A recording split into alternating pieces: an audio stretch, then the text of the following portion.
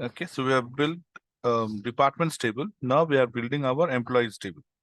Why did we build department before employees?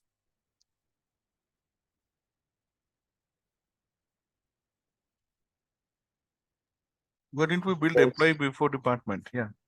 Because department has a foreign key. Department has a foreign. We have to connect employee to department. So I cannot connect employee to department if department doesn't exist.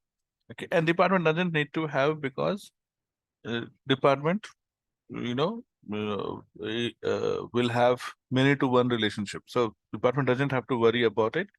Employee needs to connect to department, right? So that's why department first and now employee. So we say create table employees. Okay, create table employees, and we'll put all the columns here. So what are the columns? We'll put EMPID. First, let's put column names, then we'll come to the data type. Employee name. What else? Employee email. Simply say email. Phone. Date of joining, let's say. Okay. Date of joining. Okay, so employee first name, email, phone, date of joining. Let's say we'll put salary. Okay. And then finally it has to connect to department, right? So we'll say DID, department ID, to which department it belongs. Now you see the DID should be same as your DID in, see, name can be different. Okay. You can put department ID. Name doesn't, it's needn't be same. Okay. We have to say the department ID connects to DID. That's what we have to do next. We'll see that. But it has to have same data type. Okay, that you have to keep in mind. That is integer, it can't be varchar, obviously, isn't it? So you say int here. Okay, so our employee ID will also be int.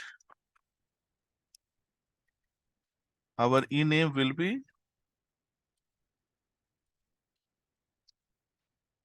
varchar. Okay, we'll say varchar 45, 55. Maximum it can take is 255. And so we'll say varchar 55. Then you have email ID. We'll say varchar 25 or 35 maybe. Phone number, again varchar, and this maybe we'll put 11, right? Date of joining is what?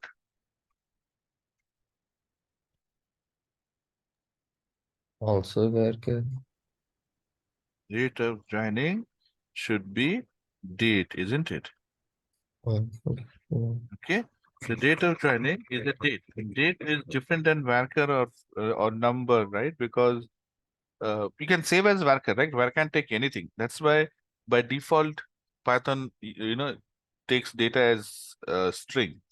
But if you have to use it for, but you have to use it for date relation operation, right? I want to know how old is the employee, correct? Then your text will not be helpful, isn't it? So we have a different data type to handle date. And then you have date time, date timestamp.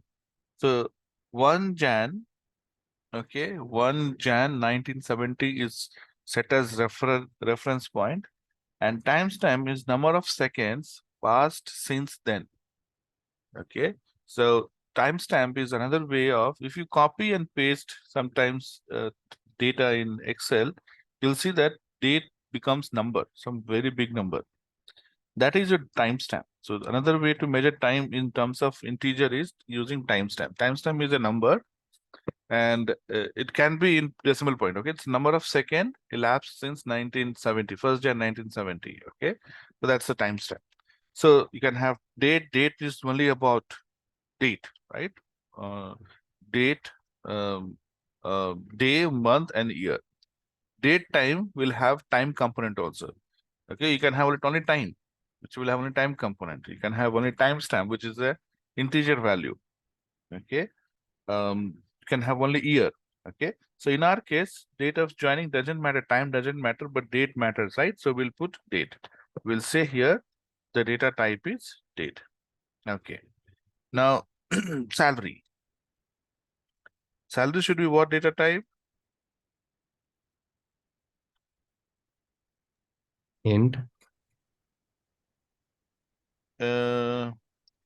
Salary we can put int, right? But it can also be your float, right? Just in case, right? If it comes to decimal point, Mm-hmm. right? So I can say float. Okay. So float, and then you give the precision. Precision means how many decimal places you want. Let's say I want 2 decimal places.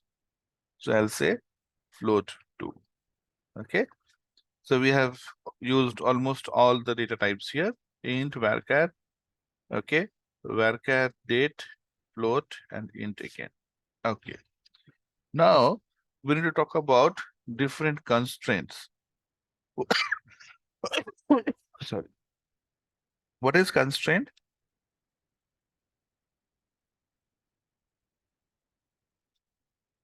Okay. So constraints can be, I told you, constraints are the conditions that you want to put. Okay. So your constraints,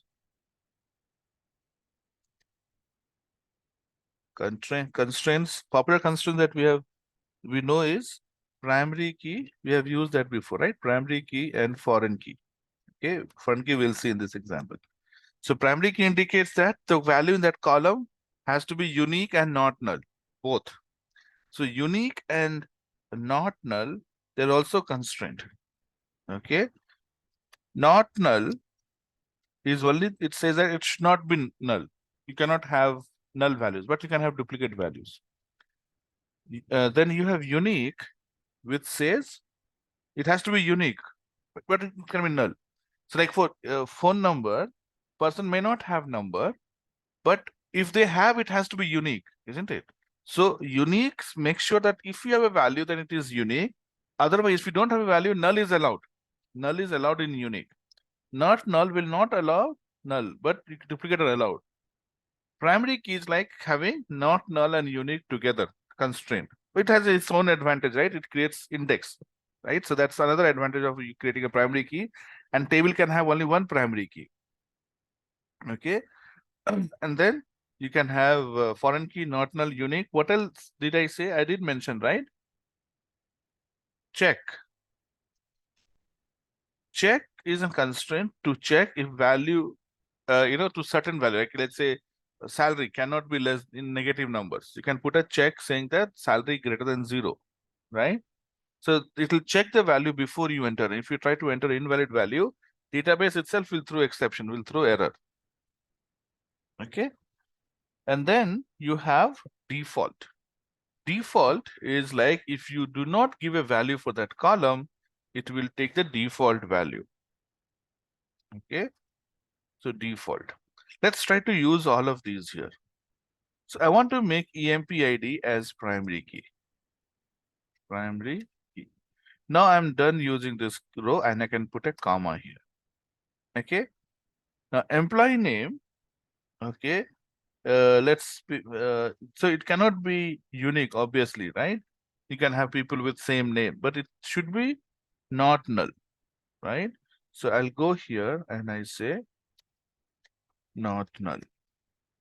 So I told you, right, when you're creating a table, each row will have column name, column type, and constraint. Okay. Okay. Not null. Sorry, not null is for ename. Now email, what did we say? Let's have it as unique, isn't it? So if it is there, if somebody has it, let it have it. Otherwise, okay, you you know, or you know what do you say? If it is blank, it's fine, but if it is not blank, it has to be unique, right? You can even have two columns together, you can create. Okay, so if you have to put two columns together, like for primary key itself, let's say two columns together are primary key, then you cannot add it in the same row. Okay, once we are done, okay, after this you can create such thing where you can say two columns together, okay, has to be primary key, foreign key, whatever. So let's say what I'll do here, let me add one more um, um, field called date of joining. Okay, date of joining. Okay, date of joining. Let's say. No, date of joining we already have, right? Let's say date of birth, DOB. DOB, and DOB we say here DOB date obviously. Okay, and okay, let me put FNAME and LNAME.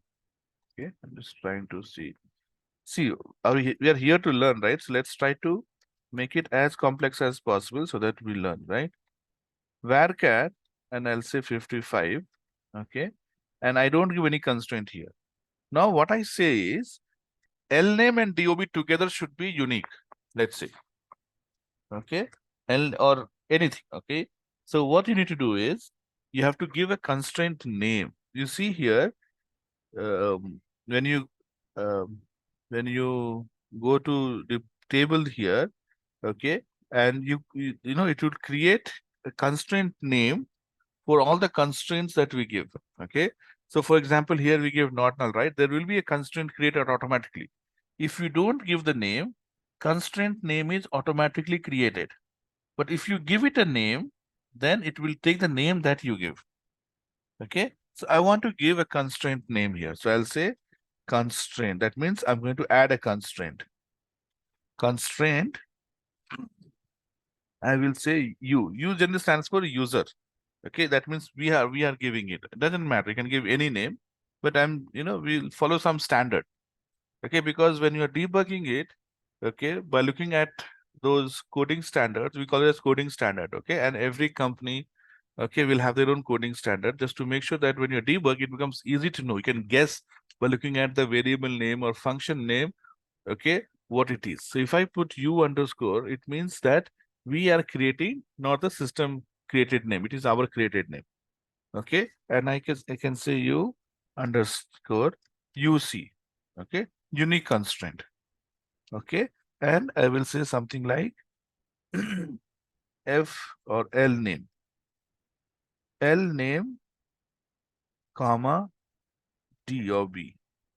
Okay, some name which when we look at it, we will probably be able to guess. Okay, U means I have created user UC for unique constraint. Okay, LN last name comma DOB. Okay, so that means we are going to create unique constraint based on last name and DOB. Okay, something like that. Okay, okay, and then I'm going to say unique. That's it. Okay, your unique constraint is created, but we have to mention the column names, right? So unique constraint column name, LNAME, comma your DOB. So now DOB plus LNAME, you cannot have duplicate. You can't have two person with last name and DOB same, based on our logic. Okay, not in reality. Okay, it's because here let's add this comma first, so at least the cross will not be there, right?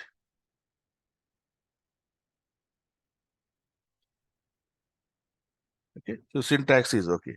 Okay, so we have used primary key, we have used not null, unique, check we have not used. Okay, check and default. Now let's say, what value do we give for check? So the salary, right? We can say salary. So I can put here itself, or I'll put here and I'll say check. And you can give constraint again. Okay, I'm not giving constraint name here. You can say constraint U underscore CC, check constraint underscore salary. Okay, I'm not writing, I'm directly writing check what salary greater than 0 or 0.0, right? So this is the check constraint that we have added. Check constraint done. Now, what is the default thing that we have to do, right? Default constraint. So how to do default constraint?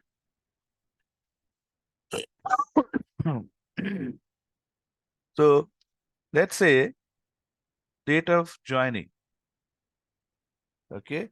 Most of your person, let's say, joined on first day of when company was opened, let's say. I'm just giving some random example, okay? On when it was open on first day. So I'll say default.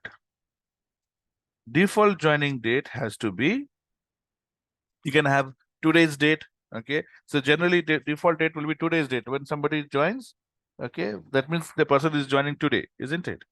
So that, you know, because if you're entering a record today, that means person has joined today, right? But you can also give some specific date. So in this case, I want to give a date, okay? And this date is in format, okay? Format for date, you know, remember is YYYY 4Ys hyphen MM-DD, okay?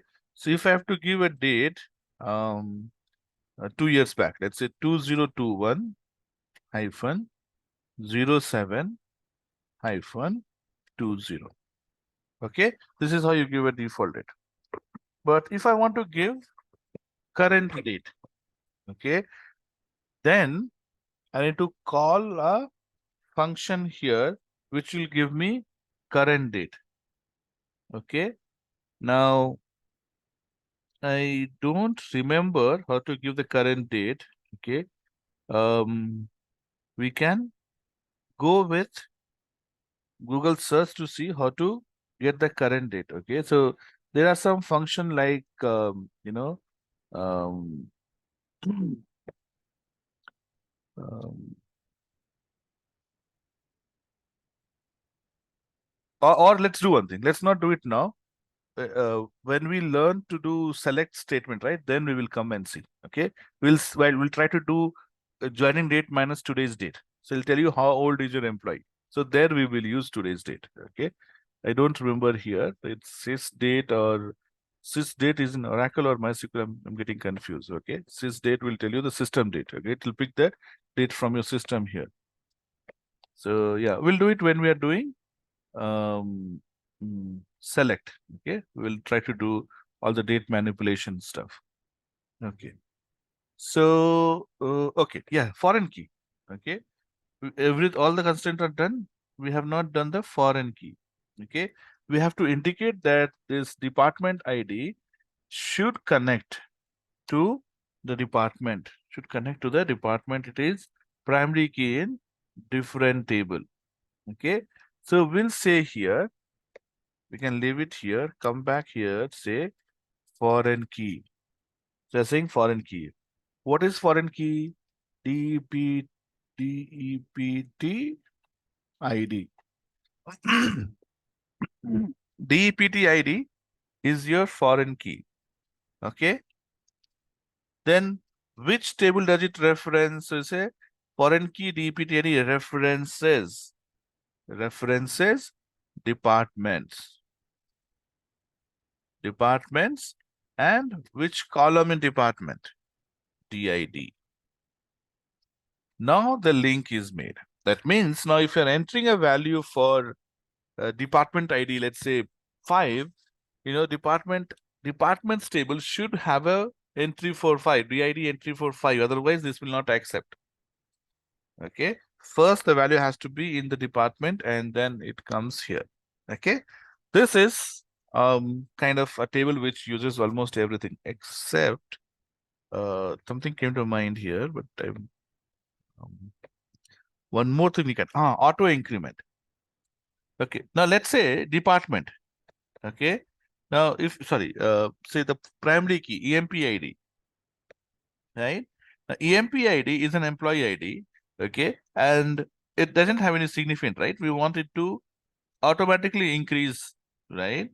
So, instead of instead of manually adding these values for employee ID, why don't we say auto increment? Auto increment.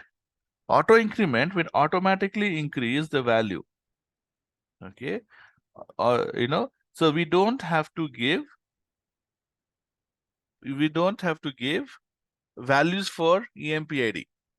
So first, so here you go, before giving comma, you say auto increment. Okay, auto increment is, if you put it against this, that means every time you run, okay, value, it will check in the database what is the latest previous latest value, and it will increase by 1. So first time when we enter, automatically the value will be 1, will be assigned to particular employee. So value 1 is assigned to it. Next time when you again try to insert, it will say 2. Third time when you try to insert a value, it will automatically, we don't have to worry about EMPID and what is the last EMPID. Oh, last EMPID is 500, so it should be 501. You don't have to worry about it. It will do automatically. It will check the greatest number and it will add. Okay, since if you want to give a specific employee ID, you can give it. Then if you give it, it will not do auto increment. But if you don't give the value for employee ID, it will auto increment by 1. Starts with 1, auto increments by 1. You can also say auto increment bracket open 100. Then it will start from 100. So you have to indicate from where to start. It's like a range kind of. Okay. So if you don't give anything, it will start from 1 and keep on increasing by 1. Okay, so one way is when we are doing insert, we don't have to worry about the value for EMPID. Automatically, this is done. Okay, any questions so far? I'll wait for 30 seconds. Just go through it and let me know if you have any questions.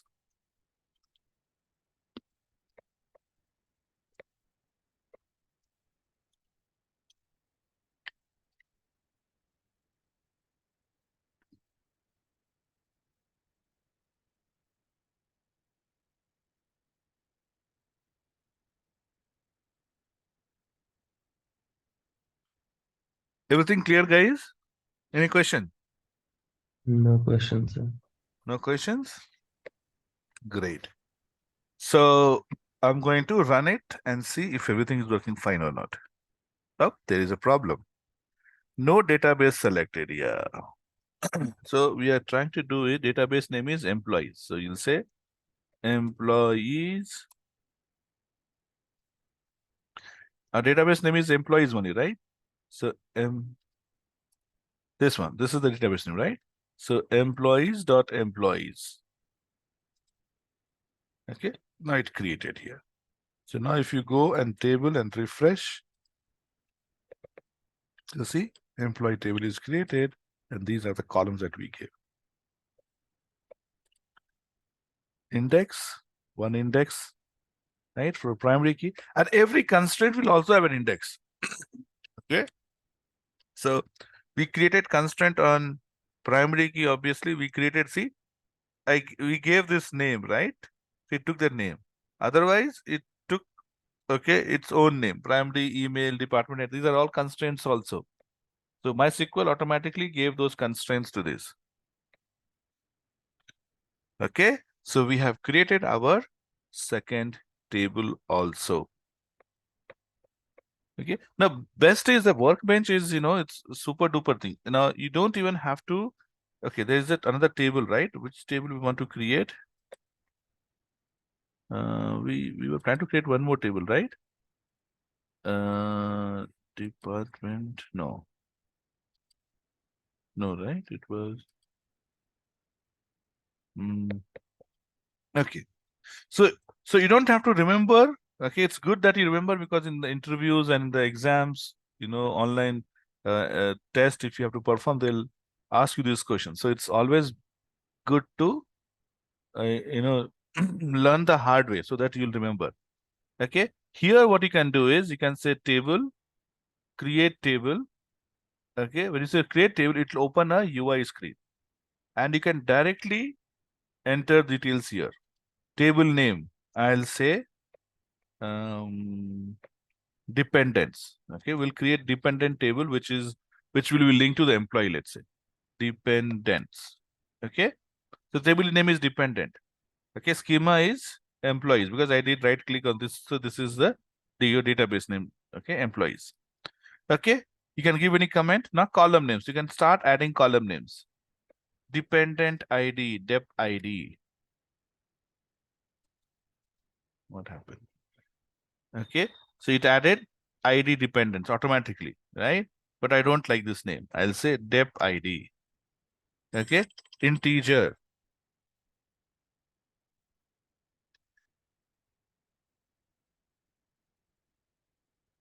Okay, so this is integer.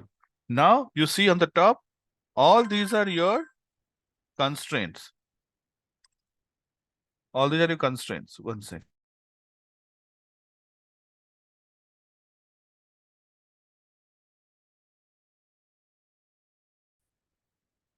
Yep. So I was talking about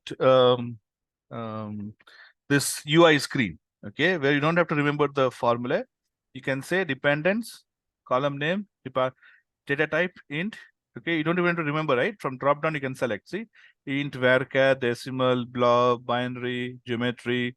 Okay, you can, there are a lot of things, okay, which I've already shared the link with you. Go through them to understand the meaning of each of these. You're going to use int. Okay, PK is primary key, not null, unique.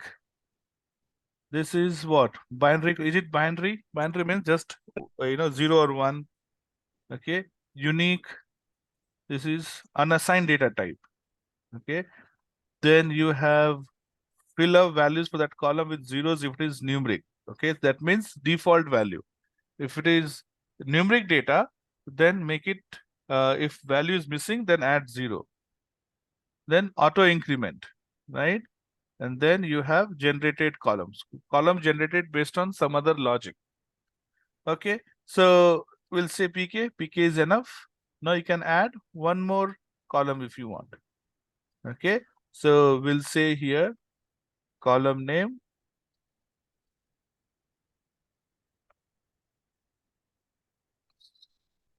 spouse, let's say varchar 40. Okay, so here also you can see primary key, binary, not null, unsigned, 0, fill, unique, generated. These are the same as this. Varchar cannot be auto increment. That's why see it is shaded. Okay, so and here if you have index, foreign key, triggers, all those things will come here. Triggers we'll see towards the end. Okay, what does trigger mean?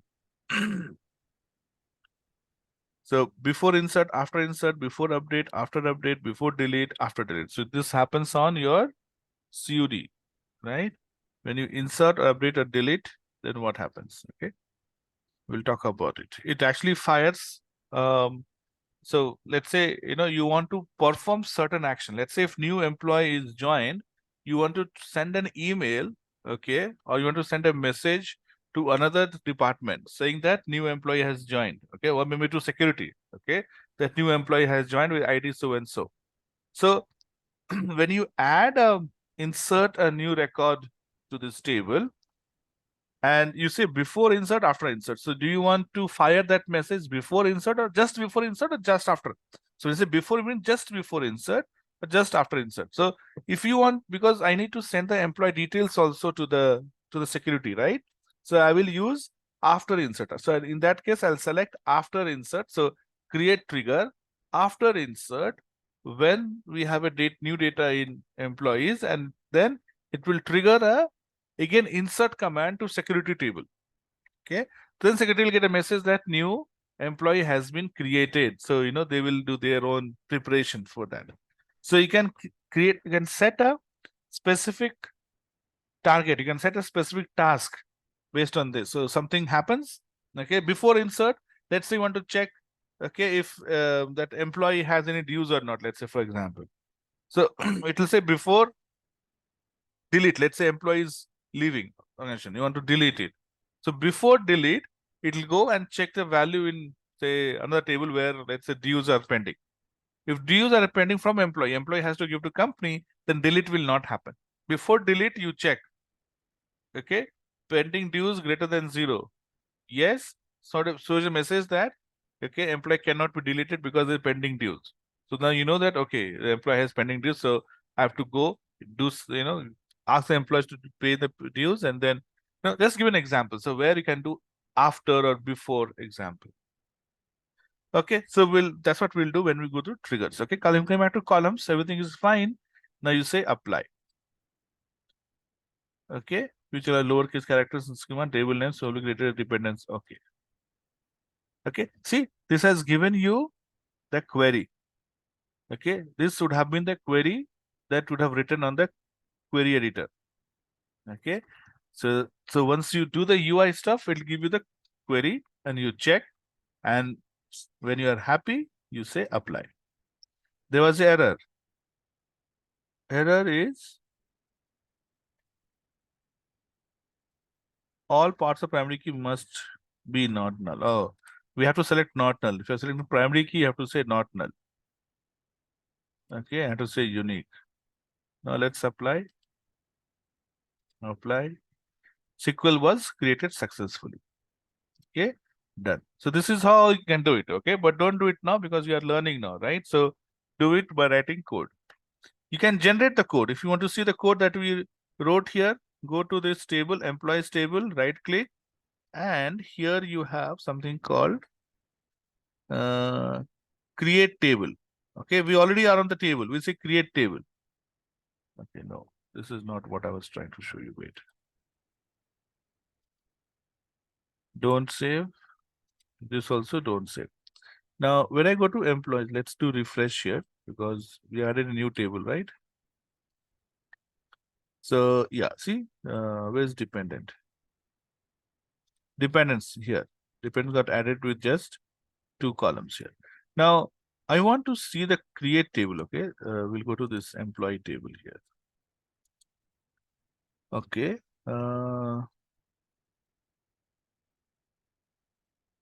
Okay.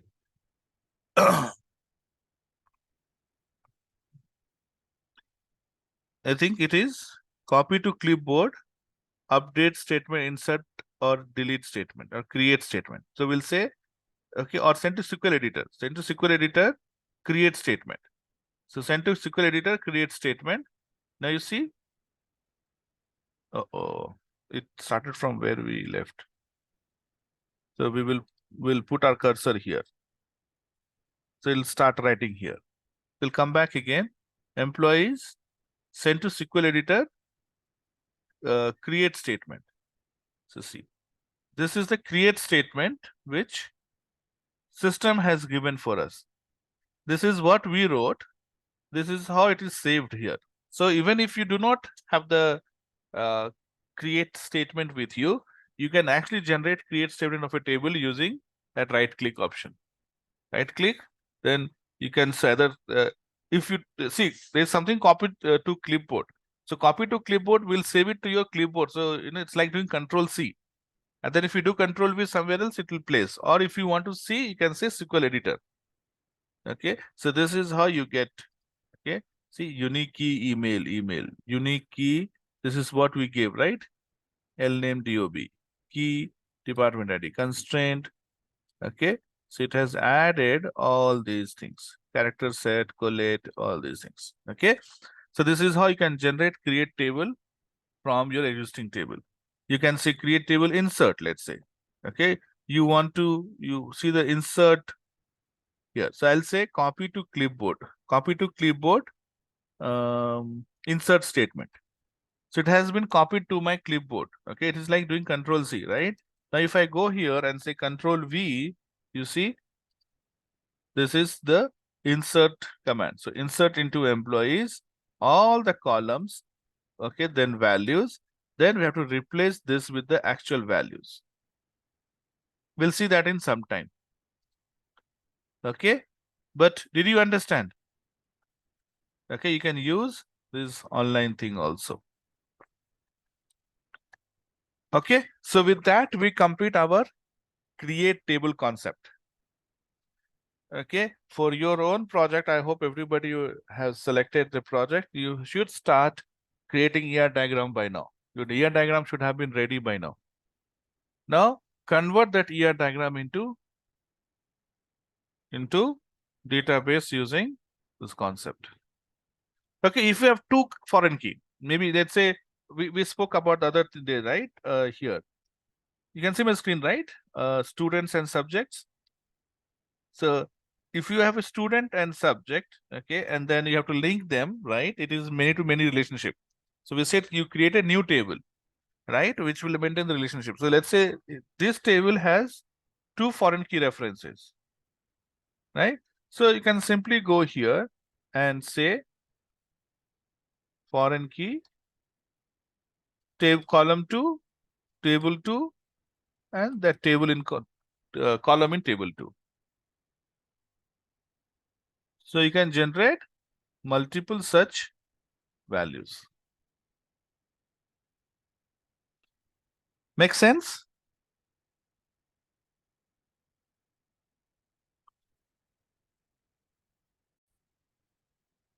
So if you talk about table which store gets details, so you will have like guest ID, guest name, guest from city, right? Booking date, actual booking date from booking date is when the guest booked the thing, right? From which day to which day, right? So you will have data booking as date, then guest arriving date and guest departure date, right? So when somebody books it, you have to have these 3 dates captured, right? Then payment type, is it credit card, cash, right? Or check, the payment type, okay? So these may be few things. Then you'll have one more table for rooms, right? So you'll have room 101, 102, 103, whatever, right? And then you'll have table where you will link that guest booking to the room number, right? Room number 1 is given to that. Now, you also have to make sure that you can assign 2 guests to the same booking number. So that we will do in insert. Okay, that's the concept of insert. When we insert a new data, we'll make sure that for particular date that room is. So you'll have in the common table will have date, room number, and guest ID, guest room ID, and guest ID. So for let's say if you want to book for a guest on 5th August. So now if room number is already assigned to a guest on 5th August in the table, you should not be able to get the same room number again for the same date, right? So, okay. So that's the 3 tables you can create easily. Guest ID, room ID. Then you can have inventory, or you can have staff, what do you call, staff availability, right? So employee table, there can be employee table, okay? Then you can have a scheduling table where you schedule the job, 8-hour job. Your hotel should work 24/7, right? But the employee cannot work for more than 8 hours. So you need to have that scheduling, right? So you can build on top of it, okay? So first, ER diagram, okay, minimum 4 tables, ER diagram, and you need to show it to me. Make sense?